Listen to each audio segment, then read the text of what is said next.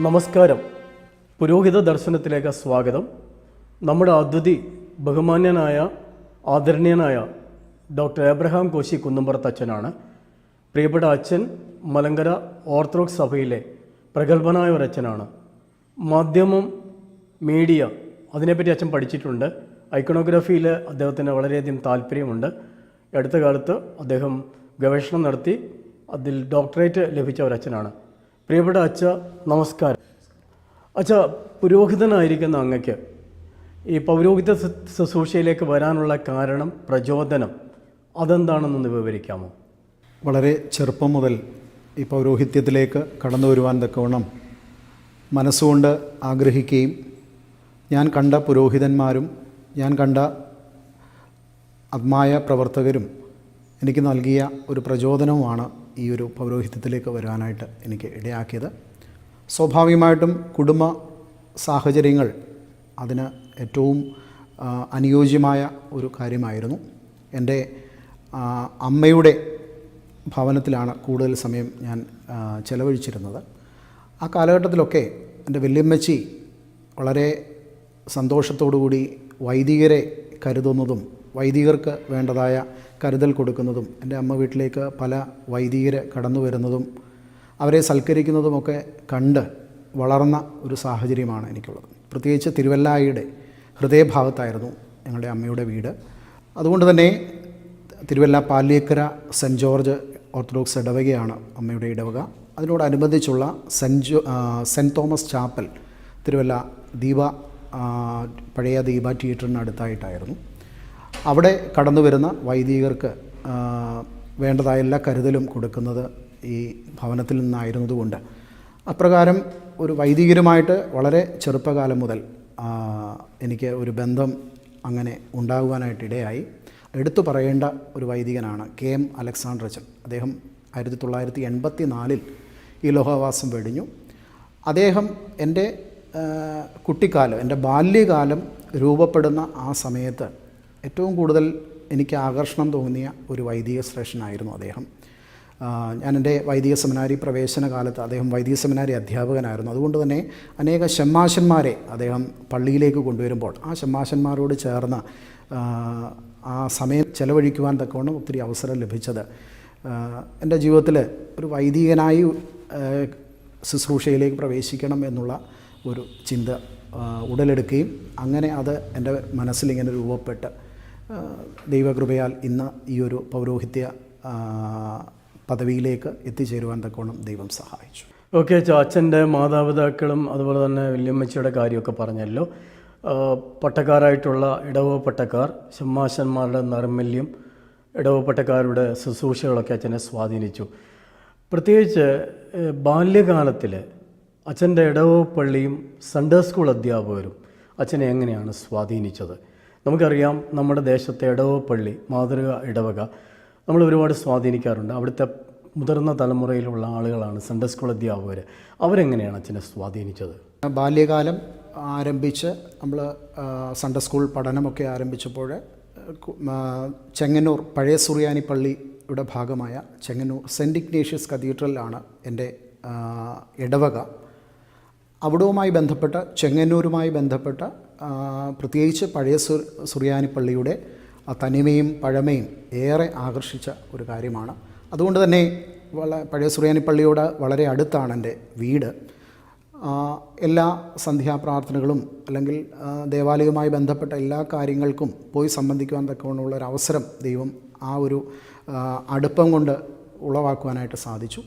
അത് ഏറ്റവും കൂടുതൽ അങ്ങനെയുള്ള സമയങ്ങൾ, പ്രത്യേകിച്ച് ഞായറാഴ്ചകളിൽ രാവിലെ പള്ളിയിൽ പോയി കഴിഞ്ഞാൽ അവിടെയുള്ള എല്ലാ കാര്യങ്ങളും കഴിഞ്ഞതിന് ശേഷമായിരിക്കും ഭവനത്തിലേക്ക് മടങ്ങുന്നത്. സൺഡേ സ്കൂൾ ആണെങ്കിലും ബാല്യകാലത്താണെങ്കിലും ബാലസമാജം, അല്പം കൂടെ മുതിർന്നപ്പോൾ യുവജന പ്രസ്ഥാനം, അങ്ങനെ അതുപോലെ ദൈവവിളി സംഘം. ചെങ്ങന്നൂർ ഭദ്രാസനത്തിൻ്റെ ഒരു പ്രത്യേക പദ്ധതിയാണ് ദൈവവിളി സംഘം. അതായത് വൈദിക വൃത്തിയിലേക്കും സുവിശേഷ വൃത്തിയിലേക്കും വരുവാനായിട്ട് ആഗ്രഹിക്കുന്ന ചെറുപ്പക്കാരെയും ബാലന്മാരെയും ഒരുക്കുന്ന ഒരു കളരിയാണ്. ഭാഗ്യസ്മരണാർഹനായ തോമസ് മാർ അത്താനാസ്യോസ് തിരുമനസ് ഉണ്ട്. അദ്ദേഹത്തിൻ്റെ ദീർഘവീക്ഷണത്തിൽ ആരംഭിച്ച ഒരു വലിയ പ്രസ്ഥാനമായിരുന്നു ദൈവവിളി സംഘം. ദൈവവിളി ശ്രവിക്കുവാനും ദൈവവിളിക്കായിട്ട് ഒരുങ്ങുന്നവരെ അതിലേക്ക് കൂടുതൽ പ്രോത്സാഹിപ്പിക്കുവാൻ തക്കവണ്ണം അദ്ദേഹം ആരംഭിച്ച ഒരു പ്രസ്ഥാനമാണ്. അത് ഇടവക തലത്തിലും ഒക്കെ പ്രവർത്തിക്കുകയും അതിലൂടെ ഈ പരിശീലനങ്ങൾ നേടും. പ്രത്യേകിച്ച് വളരെ ചെറുപ്പത്തിൽ തന്നെ ഞാൻ എൻ്റെ 10ാമത്തെ വയസ്സിൽ വിശുദ്ധ മദ്ബഹായിലെ ശുശ്രൂഷയ്ക്കായിട്ട് പ്രവേശിച്ച ആളാണ്.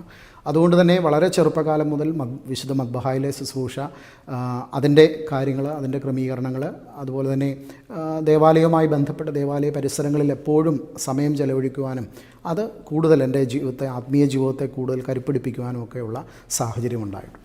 ഓക്കെ അച്ഛൻ ദൈവവിളി സംഘത്തെ പറ്റി പറഞ്ഞല്ലോ. നമുക്കറിയാം പഴയ നിയമത്തിലെ മോശയെ ദൈവം വിളിച്ചു. ഇസ്രായേൽ ജനതയുടെ കഷ്ടപ്പാടുകൾ കണ്ടിട്ട് അവരുടെ ജീവിതത്തിലെ പ്രയാസങ്ങൾ കേട്ടു എന്ന് പറയുന്നു, കണ്ടു എന്ന് പറയുന്നു.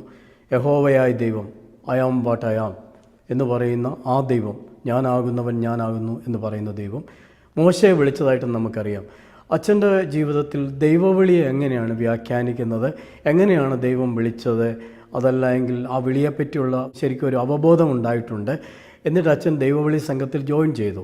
അത് ഭാഗ്യസ്മരണീയനായ മാർ അഥനേഷ്യസ് തിരുമേനി, മെത്രാപ്പൊലീത്ത തിരുമേനിയുടെ ഒരു കാഴ്ചപ്പാടായിരുന്നു എന്ന് പറഞ്ഞു. അപ്പം അച്ഛൻ്റെ ജീവിതത്തിൽ ദൈവവിളിയെ പറ്റിയുള്ള അച്ഛൻ്റെ പ്രതികരണം എന്താണ്? എന്നെ ദൈവം വിളിച്ചു, അതെങ്ങനെയാണ്? ഒരു സംഭവത്തിലൂടെയാണോ? ഒരു ചെറുപ്പകാലങ്ങളിലെ ഒരു നിരന്തരമായ പ്രോസസ്സിങ്ങിലൂടെയാണോ? അതെങ്ങനെയാണെന്ന് വിവരിക്കാമോ? ഞാൻ ആദ്യമേ തന്നെ പറഞ്ഞു, ഈ വൈദികരും വൈദിക വിദ്യാർത്ഥികളും ഒക്കെ ആയിട്ടുള്ള ഒരു സമ്പർക്കം അതേറെ എന്നെ സ്വാധീനിച്ചിട്ടുണ്ട്. കാരണം അവർ ചെയ്യുന്നതായ കാര്യങ്ങൾ, അല്ലെങ്കിൽ അവർ കാണിക്കുന്നതായ ആത്മാർത്ഥത, ഒരു കാലത്തെ വൈദികരും വൈദിക വിദ്യാർത്ഥികളുമൊക്കെ ഇതിനോടുള്ള അവരുടെ ഒരു വലിയ കമ്മിറ്റ്മെൻറ്റ് അത് എടുത്തു പറയേണ്ട ഒരു കാര്യമാണ്.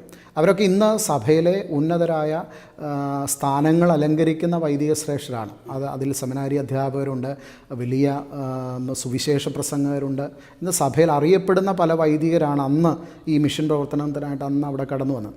അതുകൊണ്ട് തന്നെ ആയിരിക്കാം ഒരുപക്ഷെ എൻ്റെ ജീവിതത്തിൽ ഇത് ആണ് എൻ്റെ മുൻപോട്ടുള്ള ജീവിതത്തിൻ്റെ ഒരു മാർഗദർശനം എന്നുള്ളത് എനിക്ക് എൻ്റെ മനസ്സിൽ തോന്നുകയും അന്ന് മുതൽ ഈ ഒരു ജീവിതത്തിനായിട്ട് ഒരുക്കുകയും ചെയ്തു. പിന്നീട് സ്വാഭാവികമായിട്ടും മാതാപിതാക്കളുടെ പ്രാർത്ഥനയും, പ്രത്യേകിച്ച് വല്യമ്മച്ചിയുടെ ഒരു പ്രാർത്ഥനാ ജീവിതം, ഞങ്ങളുടെ ഒരു കുടുംബാന്തരീക്ഷത്തിൽ വൈകുന്നേരം ഉള്ള ഒരു പ്രാർത്ഥനയെന്ന് പറയുന്നത് ഒരുമിച്ച് വല്യമ്മച്ചി വൈകിട്ട് ആദ്യമേ വന്ന് അവിടെ പായിട്ട് ഇരിക്കും താഴെ.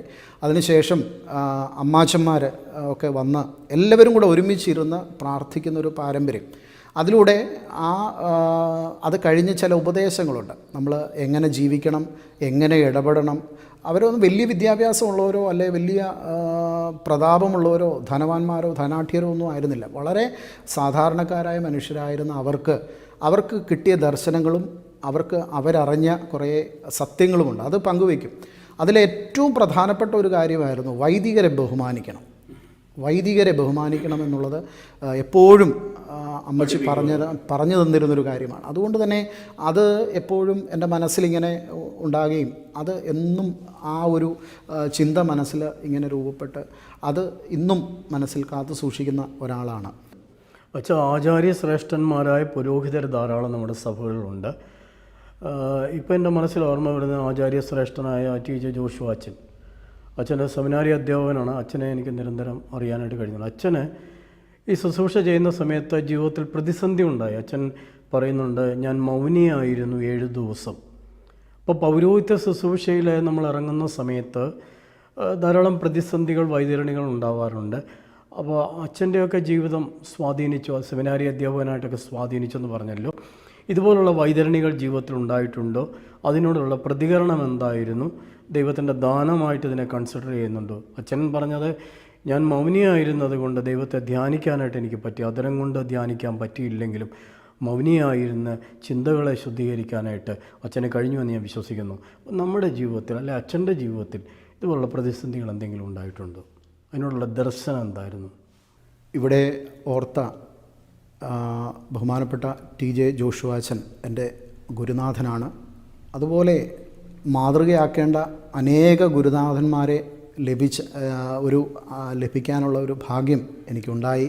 പ്രത്യേകിച്ച് ഭാഗ്യസ്മരണായ ഗീവറീസ് മാർ ഒസ്താത്യോസ് തിരുമേനി, അതുപോലെ ഗീവറീസ് മാർ ഇവാനിയോസ് തിരുമേനി, ബഹുമാനപ്പെട്ട TJ ജോഷുവ അച്ഛൻ, ബഹുമാനപ്പെട്ട KM ജോർജ് അച്ഛൻ, ബഹുമാനപ്പെട്ട ജേക്കബ് കുര്യൻ അച്ഛൻ, ഇതുപോലെയുള്ള പ്രഗത്ഭരായ അനേക വൈദികരുടെ കീഴിൽ അഭ്യസനം നടത്തുവാൻ തക്കവണ്ണം ഇടയായി എന്നുള്ളത് ഏറ്റവും സന്തോഷകരമായ ഒരു കാര്യമാണ്. അവരുടെ ജീവിതമായിരുന്നു സന്ദേശം. ഈ ജീവിതയാത്രയിൽ പ്രതിസന്ധികൾ അങ്ങനെ ഉണ്ടായിട്ടുണ്ടോ എന്ന് ചോദിച്ചാൽ എടുത്തു പറയത്തക്ക ഒരു പ്രതിസന്ധിയായിട്ട് ജീവിതത്തിൽ കടന്നു വന്നിട്ടില്ല. പക്ഷെങ്കിൽ ദൈവത്തിൻ്റെ ഒരു നടത്തിപ്പ്, ദൈവം ഏത് ഘട്ടത്തിലായിരുന്നാലും, ഏത് പ്രതിസന്ധി ഘട്ടം, ഇന്നത്തെ കാലത്തെ ഇടവക ശുശ്രൂഷ എന്ന് പറയുന്നത് ഏറെ ഒരു പ്രയാസം നിറഞ്ഞ ഒരു അനുഭവമാണ്. അതിൽ ഒക്കെ ഞാൻ ഇരുന്ന പല ഇടവുകളും ഏറെ പ്രതിസന്ധികൾ നിറഞ്ഞ സാഹചര്യങ്ങളിലൂടെയൊക്കെ കടന്നു പോകുന്നുണ്ട്. അവിടെയൊക്കെ ഭയപ്പെട്ടു പോകാതെ, തളർന്നു പോകാതെ,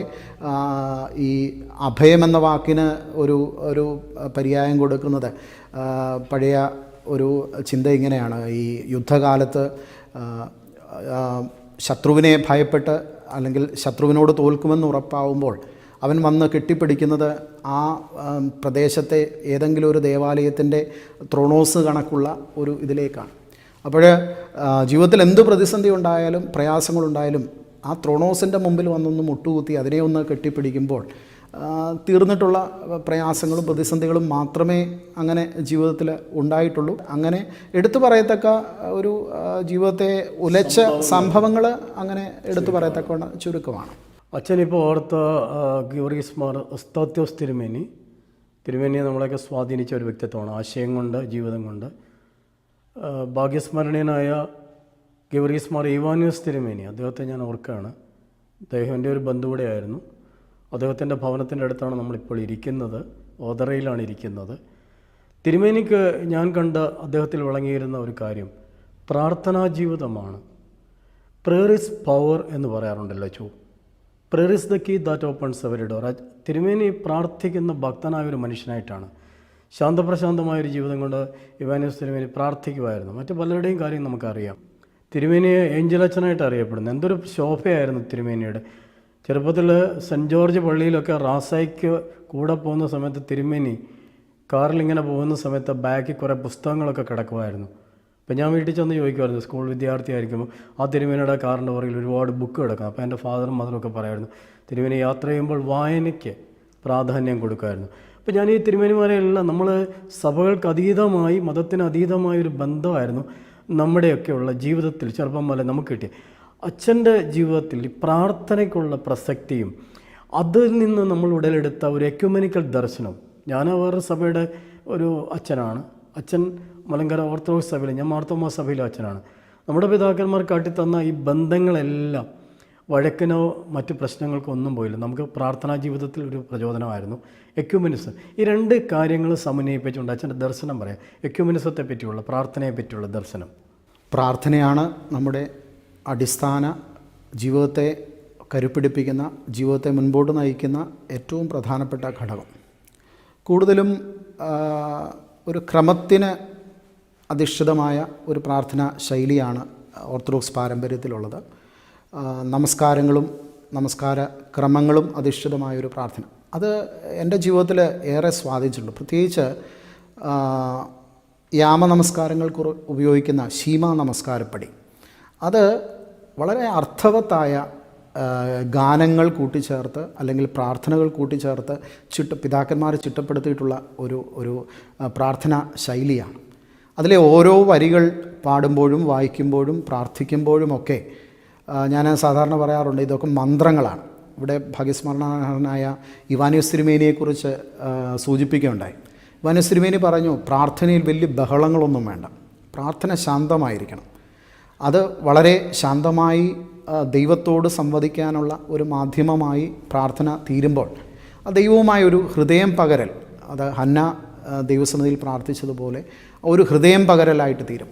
ഈ പ്രാർത്ഥനകൾ പ്രത്യേകിച്ച് നിർമ്മലരിൽ കനിയും നിർമ്മലനാം ദേവ, ഞങ്ങൾക്കെന്നും നൽകണമേ നിർമ്മല ഹൃദയം, നിൻ പ്രീതിക്കെതിരാം പാഴാം ചിന്തകളും വ്യർത്ഥവിചാരവും ഞങ്ങളിൽ ഉളവാക്കരുത്. പിന്നീട് ഒരു പെദ്ഗോമം ഇപ്രകാരമാണ്: ഞങ്ങളെ നൽനിലമാക്കണമേ നാഥ നിൻ കൃപയാൽ, തിരുവചനത്തിൻ വിത്തുകൾ ഞങ്ങളുടെ ആത്മാവിൽ വളരും. എന്ത് അർത്ഥവത്തായി പിതാക്കന്മാർ ഈ കുറിച്ചിട്ടിരിക്കുന്ന വരികൾ നമ്മൾ അത് അർത്ഥം മനസ്സിലാക്കി നമ്മൾ ചൊല്ലുമ്പോൾ അതിൻ്റെ അകത്ത് ഒരു വലിയൊരു ആകർഷണം. ഒരു പ്രാർത്ഥനാ ശൈലിയോട് ഏറെ ആകർഷണം തോന്നിയ അനുഭവങ്ങളാണ്. പലപ്പോഴും അവിടെയും ഇവിടെ ഏറ്റവും സമീപത്തായി കബറടങ്ങിയിരിക്കുന്ന ഭാഗ്യസ്മരണാർഹനായ തോമസ് മാർ അത്താനാസ്യോസ് തിരുമേനിയെ ഓർക്കാതെ പോകുന്നത് ഏറ്റവും അത് ഓർക്കണം എന്നുള്ളതാണ് ഇവിടെ ചിന്തിക്കുന്നത്. കാരണം തിരുമേനി പറയും, ഒരു കൂദാശയും നിങ്ങൾ കാട്ടിക്കൂട്ടരുത്, എല്ലാം ഭംഗിയായി അത് അതിൻ്റെ ക്രമത്തിൽ ചിട്ടയോടുകൂടി ചെയ്യണമെന്ന് തിരുമേനി ഞങ്ങളെ പട്ടം തരുന്ന സമയത്ത് ഞങ്ങളെ ഉപദേശിച്ചിട്ടുണ്ട്. അതുകൊണ്ട് ഇന്ന് വരെയുള്ള ദൈവകൃപയാൽ ഇന്ന് വരെയുള്ള ആരാധനകളോ പ്രാർത്ഥനകളോ ഒക്കെ ആ ഒരു ക്രമത്തിന് അധിഷ്ഠിതമായി തന്നെയാണ് നടത്തിയിട്ടുള്ളത്.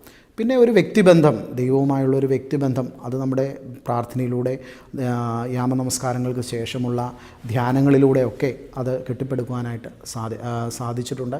അതാണ് ഇന്ന് നമ്മെ മുൻപോട്ട് നയിക്കുന്ന, നിലനിർത്തുന്ന ഏറ്റവും വലിയ ശക്തി എന്ന് പൂർണ്ണമായിട്ടും വിശ്വസിക്കുകയും ചെയ്തുകൊണ്ടാണ് മുൻപോട്ട് പോകുന്നത്. ചോദിച്ച രണ്ടാമത്തെ ഭാഗം എക്യുമിനിസം.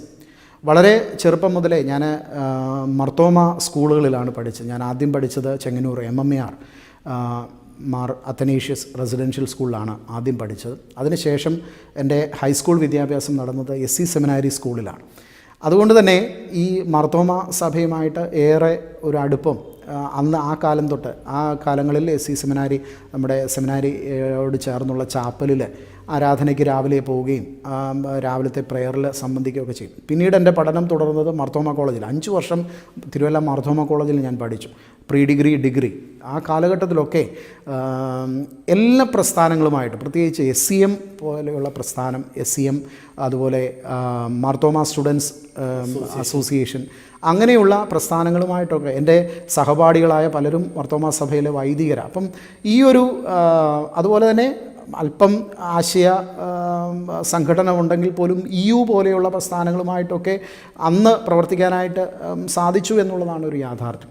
അപ്പോൾ ആ ഒരു എനിക്ക് തോന്നുന്നു കോളേജ് ജീവിതകാലത്ത് ഉടലെടുത്തതായ ആ ഒരു എക്യുമെനിക്കൽ ബന്ധം ദൈവകൃപയാൽ ഇന്നും വളരെ സജീവമായി തുടരാനായിട്ട് സാധിക്കുന്നു എന്നുള്ളത് ഒരു സത്യം തന്നെയാണ്. കാരണം അന്ന് നമ്മുടെ മനസ്സിൽ മർത്തോമ ഓർത്തഡോക്സ് എന്നുള്ള ഒരു വൈരുദ്ധ്യം, ആ ഒരു ചിന്തയോ അങ്ങനെയുള്ള ഒരു ചിന്തയല്ല. എല്ലാവരും ചേർന്ന് ദൈവത്തോട് ചേർന്ന് പ്രവർത്തിക്കും. ഇന്നൊരു വൈദികനായി കഴിഞ്ഞപ്പോൾ ആ രംഗങ്ങളിൽ പ്രവർത്തിക്കാനായിട്ട് പല അവസരങ്ങൾ, ഇന്ന് സഭയുടെ ഒരു ഒഫീഷ്യൽ ഡെലിഗേറ്റായിട്ട് എനിക്ക് KCCയിൽ വരാനായിട്ടൊക്കെ സാധിച്ചത് ഞാൻ ഏറ്റവും സന്തോഷത്തോടെ ഓർക്കുക.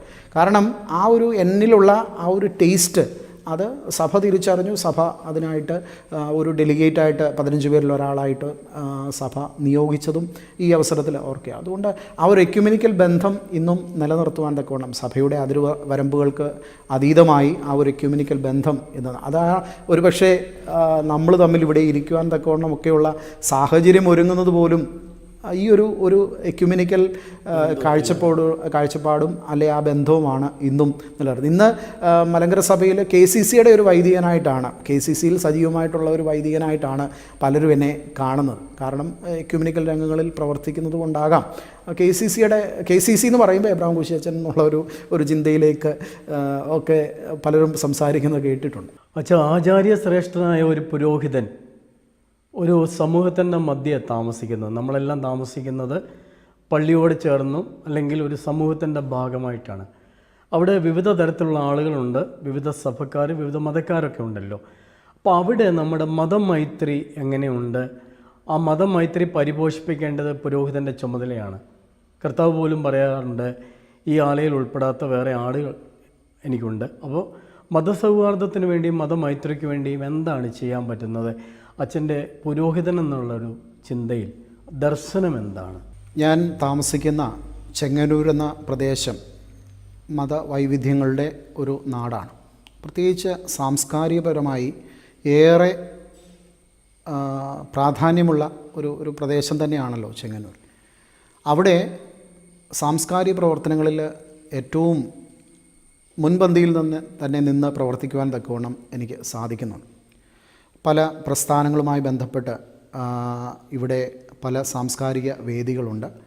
ദേശമുദ്ര എന്ന് പറയുന്ന ഒരു പ്രസ്ഥാനം ചെങ്ങന്നൂർ ഉണ്ട്. സാംസ്കാരിക പൈതൃകത്തെ മുമ്പോട്ട് കൊണ്ടുവരുന്ന ദേശമുദ്ര എന്ന് പറയുന്ന ഒരു പ്രസ്ഥാനമുണ്ട്. അതിനകത്ത് ഞാൻ ഭാഗമാണ്. ഛായ എന്ന് പറയുന്ന ഒരു സൊസൈറ്റി, അത് ഇതുപോലെയുള്ള കലകളെ പ്രോത്സാഹിപ്പിക്കുന്ന ഒരു സൊസൈറ്റിയാണ്. പമ്പ പുനർജനി, പമ്പയെ സംബന്ധിക്കുന്ന പ്രശ്നങ്ങളും അതിൻ്റെ പഠനങ്ങളുമായിട്ട് ബന്ധപ്പെട്ട ഒരു പ്രസ്ഥാനം ചെങ്ങന്നൂർ പ്രവർത്തിക്കുന്നുണ്ട്. അതുപോലെ തന്നെ ഇവിടെ ഏറ്റവും മനോഹരമായി നടത്തപ്പെടുന്ന ചതയം ജലോത്സവം, അതിൻ്റെ മിക്ക വർഷങ്ങളിലും അവർ അതിഥിയായി ക്ഷണിക്കുകയും പല ചർച്ചാ സമ്മേളനങ്ങളിലും മറ്റ് സാംസ്കാരിക സമ്മേളനങ്ങളും ഒക്കെ അതിഥിയായി ആ മീറ്റിങ്ങുകളിൽ ആ ഒരു ദേശത്ത് വസിക്കുന്ന ഒരു പുരോഹിതൻ എന്നുള്ള നിലയിൽ അവർ അത് ക്ഷണിക്കാനായിട്ടൊരു കാരണം അവരോട് നമ്മൾ കാണിക്കുന്ന ആഭിമുഖ്യം, നമ്മൾ കാണിക്കുന്ന ആ പ്രദേശത്ത് താമസിക്കുമ്പോൾ മതങ്ങൾക്ക് അതീതമായുള്ള ഒരു പ്രവർത്തന ശൈലിയാകാം ഒരു പക്ഷേ അതിന് മുഖാന്തരമായി തീരുന്നു. അതിൽ ഏറ്റവും രസകരമായ ഒരു കാര്യം, ഞാൻ താമസിക്കുന്നത് ചെങ്ങന്നൂരെ ഏറ്റവും പൗരാണികമായ ഒരു ക്ഷേത്രത്തിൻ്റെ മുമ്പിലാണ്. ചെങ്ങന്നൂർ തൃശ്ശിറ്റാറ്റ് മഹാദേവ ക്ഷേത്രം. ഞങ്ങൾ എങ്ങനെയാണ് ഞങ്ങളുടെ പൂർവികർ അവിടെ എത്തിച്ചേർന്നതെന്നുള്ളതിനും ഒരു കഥ, ഒരു പാരമ്പര്യം ഞാൻ മനസ്സിലാക്കുന്നത്, പണ്ട് കാലങ്ങളിലൊക്കെ ക്ഷേത്രങ്ങളിൽ എണ്ണ കൊടുക്കുമ്പോൾ അതൊരു നസ്രാണി തൊട്ട് കൊടുക്കണം എന്നുള്ളൊരു പാരമ്പര്യം ഉണ്ടായിരുന്നു. അപ്പം അങ്ങനെ നസ്രാണി തൊട്ട് കൊടുക്കാൻ വേണ്ടി അന്നത്തെ നാടുവാഴികളായിരുന്ന വഞ്ഞിപ്പുഴ തമ്പുരാക്കന്മാർ കൊണ്ട് ആ ക്ഷേത്രത്തിന് മുമ്പിൽ പാർപ്പിച്ചതാണെന്നാണ് പറയപ്പെടുന്നത്. അപ്പം അങ്ങനെ ഒരു പാരമ്പര്യവും കൂടെ കിടക്കുന്നതുകൊണ്ട് ഒരു പ്രത്യേക ഒരു ആഭിമുഖ്യം ആ ദേശത്ത് പാർക്കുന്നവർക്കും ഞങ്ങളുടെ കുടുംബത്തോടുള്ളതുകൊണ്ടും എന്ത് കാര്യങ്ങൾ വന്നാലും നാനാജാതി മതസ്ഥരായ ആളുകൾ പല കാര്യങ്ങളിൽ സഹകരിപ്പിക്കുകയും പല കാര്യങ്ങളിൽ പങ്കാളിയാകുവാൻ തക്കവണ്ണം സാധിച്ചിട്ടുണ്ടെന്നുള്ളത് ഏറ്റവും സന്തോഷകരമായ കാര്യം. അതുകൊണ്ട് ചെങ്ങന്നൂരെ സാംസ്കാരിക രംഗങ്ങളിലൊക്കെ നല്ല ഒരു പങ്കാളിത്തം എൻ്റെ ഭാഗത്തു നിന്ന് ചെയ്യാൻ തക്കവണ്ണം ഇടയായിട്ടുണ്ട് എന്നുള്ളത് ഏറ്റവും സന്തോഷകരമായൊരു കാര്യമാണ്. അതിലൂടെ ആ ഒരു നമ്മുടെ ദേശത്ത് പാർക്കുമ്പോൾ നമുക്ക് ആ ഒരു നല്ല ബന്ധം, നല്ലൊരു സൗഹൃദം നമുക്ക് സ്ഥാപിക്കാനും തക്കവണ്ണം സാധിക്കും. അതിനൊരു വൈദികനെ കൊണ്ടും സാധിക്കുമെന്നുള്ളത് ഏറെക്കുറെ ദൈവകൃപയാൽ തെളിയിക്കാനായിട്ട് സാധിച്ചിട്ടുണ്ട്. അച്ഛനെക്കുറിച്ച് മനസ്സിലാക്കുന്ന സന്ദർഭത്തിൽ അച്ഛൻ ഒരുപാട് യാത്രകൾ ചെയ്തിട്ടുണ്ട്. പ്രത്യേകിച്ച് വിശുദ്ധ നാടുകൾ പോലെ പുണ്യസ്ഥലങ്ങൾ അച്ഛൻ യാത്ര ചെയ്തിട്ടുണ്ട്.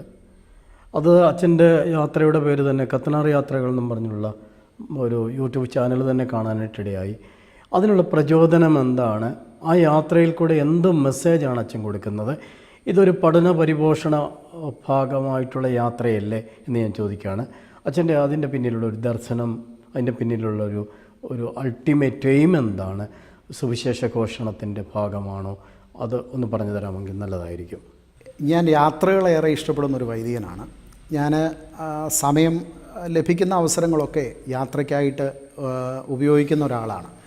പ്രത്യേകിച്ച് നമ്മൾ വായിക്കുന്നതും നമ്മൾ പഠിക്കുന്നതായ കാര്യങ്ങളൊന്ന് കണ്ട് മനസ്സിലാക്കാനുള്ളൊരു ആഗ്രഹം. ഞാൻ ആദ്യമായിട്ട് 2009 വിശുദ്ധ നാട്ടിൽ പോകുന്നത്.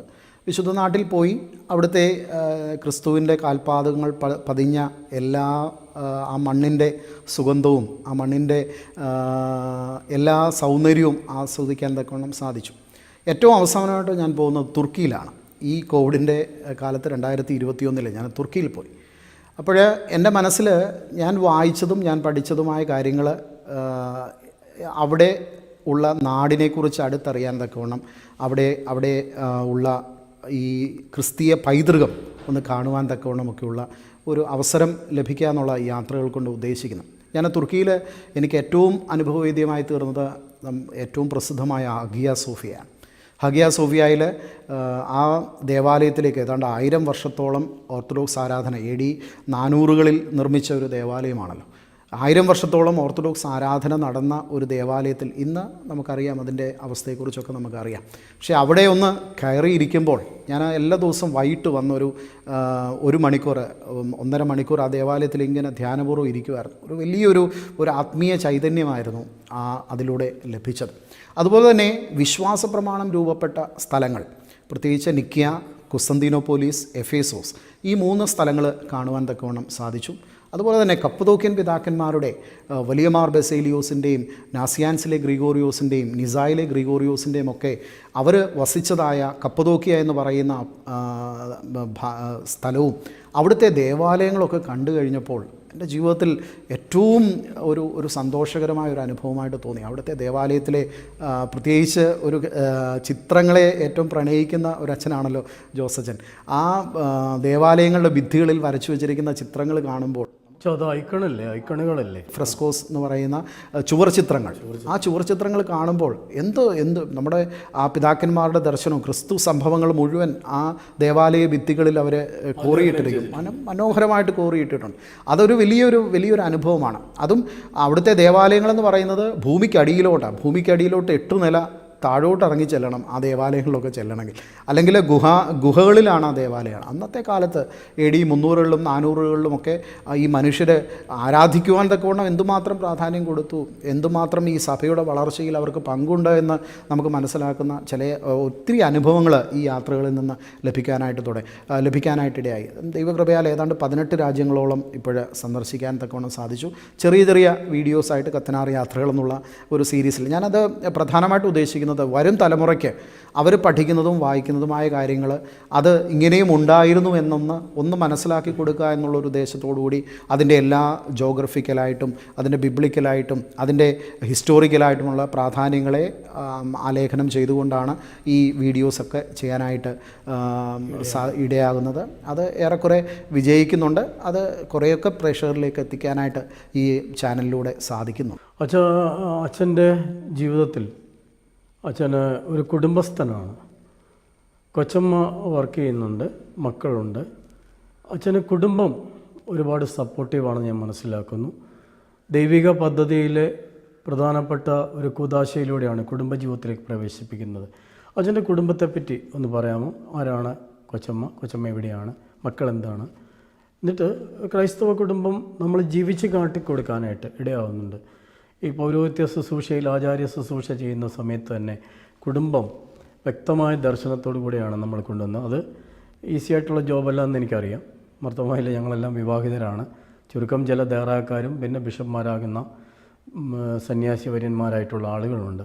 അപ്പോൾ അതിനെപ്പറ്റി ഒന്ന് പറഞ്ഞു തരാമോ? ദൈവത്തിൻ്റെ കൃപയാൽ 2005 മെയ് മാസം 16-ാം തീയതി ആയിരുന്നു ഞങ്ങളുടെ വിവാഹം.